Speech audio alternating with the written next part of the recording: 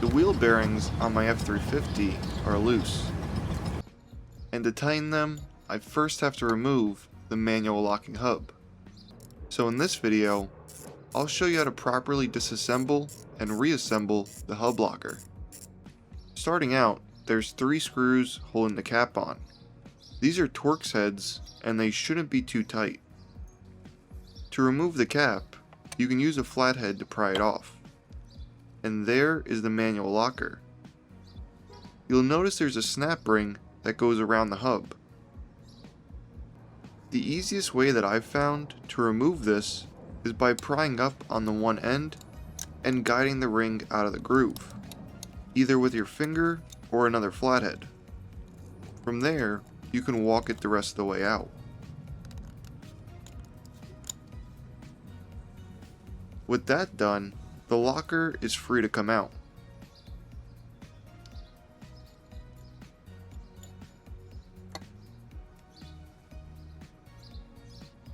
Behind it, you'll find a snap ring with 3 washers. First, take the snap ring off. I recommend having a decent set of snap ring pliers on hand for this. All of the ones that I'm using here link down below. Now the washers can come out. These are in a specific order. If you put them back wrong, it will cause excessive wear in the assembly. So we'll cover that in a minute. After I finished reseating the bearings, everything had to go back in. For reassembly, I recommend using a thin layer of high temp grease on everything. It helps prevent corrosion and keeps the lockout operating smoothly. As for the washers, the normal metal one goes first.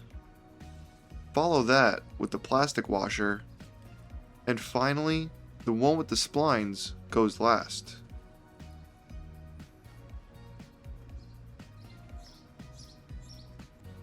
When installing the snap ring, make sure it's sitting fully in the groove.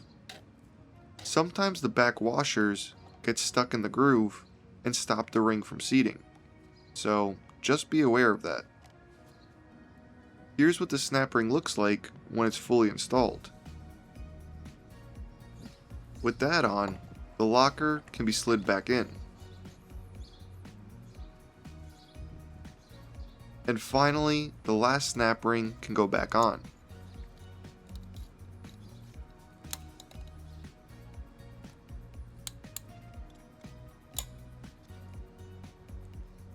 So that's all there is to servicing the locking hubs on an OBS Ford.